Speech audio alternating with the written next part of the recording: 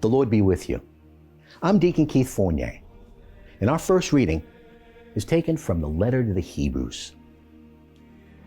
This makes Jesus the mediator of a new covenant, so that, now that a death has occurred to redeem the sins committed under an earlier covenant, those who have been called to an eternal inheritance may receive the promise. It is not as though Christ had entered a man-made sanctuary, which was merely a model of the real one. He entered heaven itself, so that he now appears in the presence of God on our behalf. And he does not have to offer himself again and again, as the high priest goes into the sanctuary year after year with the blood that is not his own. Or else he would have had to suffer over and over again since the world began. As it is, he has made his appearance once and for all at the end of the last age to do away with sin by sacrificing himself. Since human beings die only once, after which comes judgment, so Christ too, having offered himself only once to bear the sin of many, will manifest himself a second time, sin being no more, to those who are waiting for him, to bring them salvation. And our response is taken from Psalm 98. Sing a new song to Yahweh, for he has performed wonders. His saving power is in his right hand and his holy arm. Yahweh has made known his saving power, revealed his saving justice for the nations to see, mindful of his faithful love and his constancy to the house of Israel.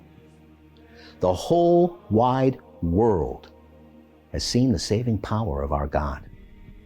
Acclaim Yahweh, all the earth. Burst into shouts of joy.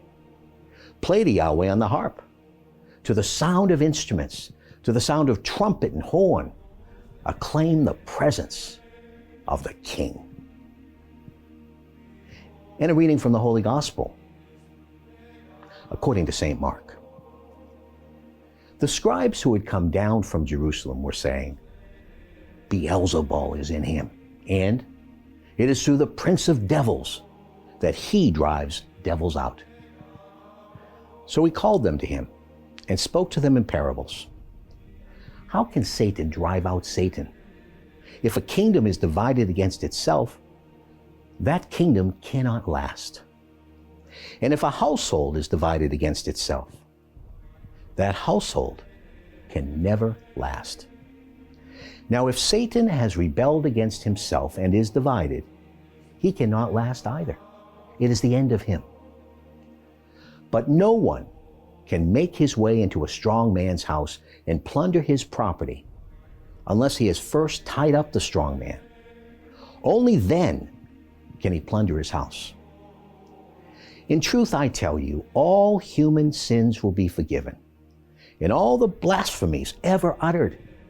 But anyone who blasphemes against the Holy Spirit will never be forgiven, but is guilty of an eternal sin. This was because they were saying, there is an unclean spirit in him. The Gospel of the Lord.